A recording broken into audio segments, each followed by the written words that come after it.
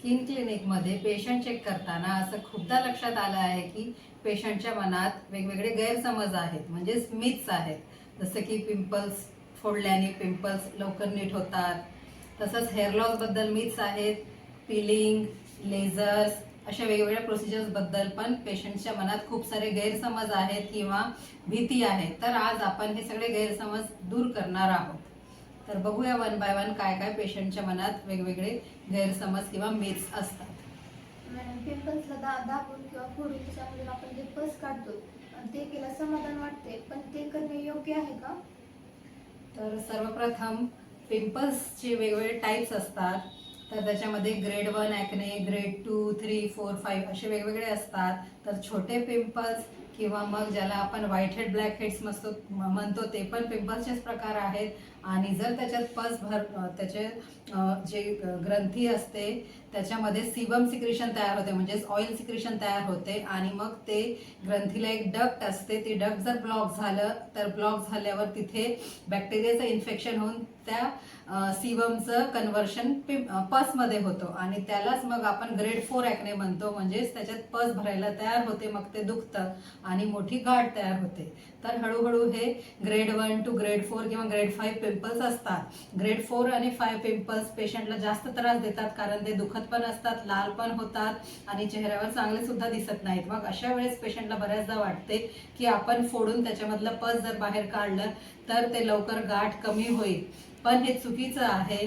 जर आपण पिंपल्स फोडलं तर आपण त्याला इजा करत आहे आपल्या स्किनला, आणि आपल्या स्किनला कुठेही जर इंजुरी झाली तर ते हील होताना तिथे डाग पडतो किंवा मग त्याचा खड्डा पडतो. म्हणून शक्यतो आपण आपल्या पिंपल्सला नखाने किंवा बोटाने प्रेस करून त्याच्यामधलं पस काढून जरी ते समाधानकारक वाटलं तरी असं करायला नाही पाहिजे. आपण आपल्या त्वचारोग तज्ज्ञाला भेटून योग्य ते ट्रीटमेंट घ्यायला पाहिजे.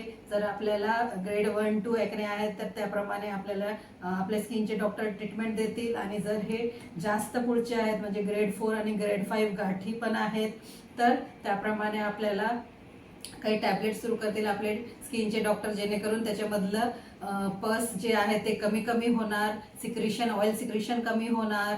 ऑइल सिक्रेशन कमी होताना पूर्ण फेसचं ड्रायनेस पण येऊ शकतो किंवा लिप्स ड्रायनेस होऊ शकतात. त्यासाठी आपल्याला डॉक्टर मॉइश्चरायझर आणि लिप बाम देतील, जे आपल्याला कंटिन्यू वापरावं लागेल. आणि त्याचसोबत आपल्याला फेस वॉश करावं लागेल दिवसातून 2-3 वेळेला.